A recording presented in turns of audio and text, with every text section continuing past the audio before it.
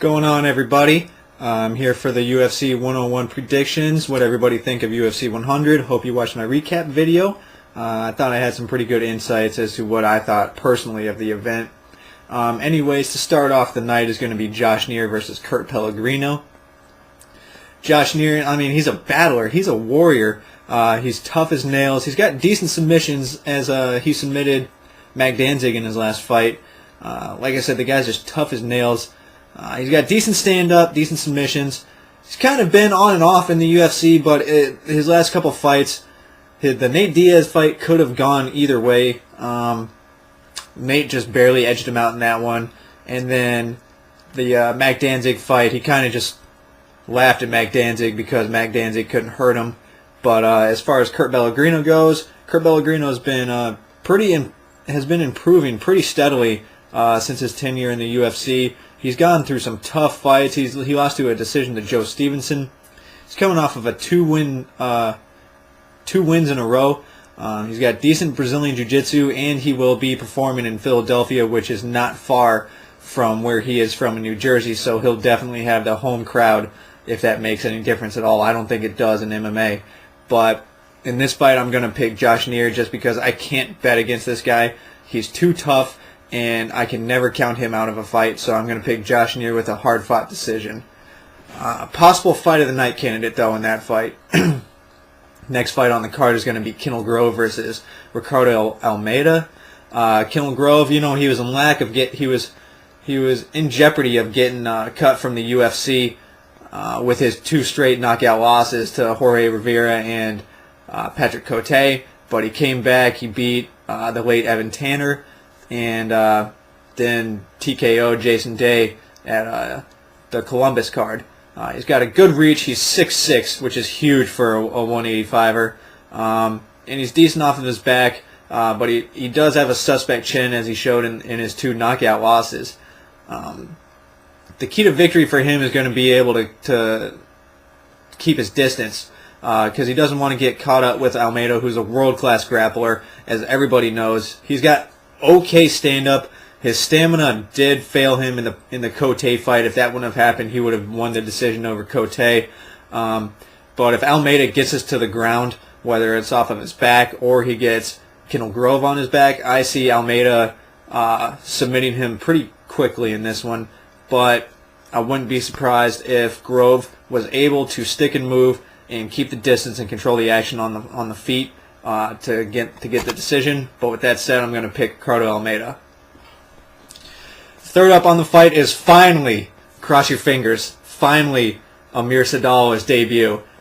Since it's been like 2 years now since he won the Ultimate Fighter, it seems like. He's going against Johnny Hendricks. He's coming over from the WEC. He won his 2 fights in the WEC, but he's still a little green. But the same can be said for Amir Sadal. Amir's only had 2 pro fights. And the only thing that we know about him from the Ultimate Fighter show is that he's really tough, he doesn't give up, and he's pretty good off of his back, as he submitted CB Dalloway twice. Just because Johnny Hendricks is primarily a wrestler and Amir has good submissions, I see Hendricks taking him down and then Amir catching him in an armbar or a triangle or something like that. The co-main event of the night, Anderson Silva moving up to 205 against Forrest Griffin. Forrest coming back from his first fight since losing the title to Rashad Evans. Hope the hand is healed. He says it is. This is going to be a very fun fight to watch, I think. But the big question is Anderson going to have his killer instinct back? He hasn't had it since the Dan Henderson fight, so everybody's wondering what's going on. Anderson, everybody knows, he's got amazing stand-up. He's so quick and calculated with every single one of his moves. I mean, he's like GSP. He throws combinations where guys don't even know what hit them. Forrest is very workmanlike. I see Forrest, if Forrest can get him on the cage and use his bigger body to try and wear down Anderson, that is very possible. But I'm picking the upset. Call me crazy. Everybody knows I've not been a huge fan of Forrest in the past, but he is always improving. This guy is always improving, I think he had to swallow the fact that he wasn't going to one-punch knock out anybody anymore, and that brawling style was not going to get him to excel in the sport. So I'm going to pit Forrest with a very good game plan come up that is going to be come up by Randy Couture and the guys over at Extreme Couture, and I think Forrest is going to win this by decision. I just see him outworking Anderson Silva, and Forrest also has very good jiu-jitsu, so I don't think Anderson is going to catch him in submission. Moving on to the main event, Penn versus Florian. Kenny's been talking a bunch of smack. He's wanted this fight for almost a year now. It's been almost, 8-9 months since he beat Joe Stevenson, and he's just been waiting for this. He's foaming out the mouth for this. BJ coming back from his loss against George St. Pierre, in which he was just completely dominated. He did not look good at 170 pounds.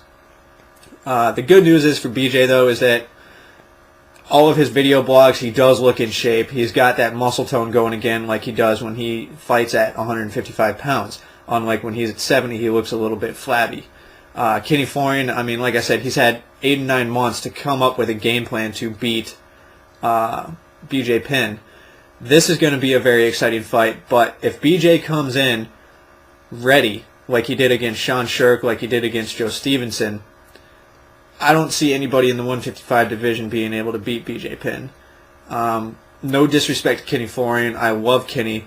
I love the work that he does for ESPN and MMA Live, but BJ is so talented, and if he comes in focused, I don't see anybody in 155 being able to beat him. He's got better stand-up than Kenny. He's got better jiu-jitsu than Kenny, even though Kenny is better at stand-up and jiu-jitsu than most 155ers. However, those most 155ers aren't BJ. Like I said, I'm going to pick BJ with a second-round finish, maybe TKO. And that's my fights those are my predictions for UFC 101. See you again next time. Everybody have a good one. Bye.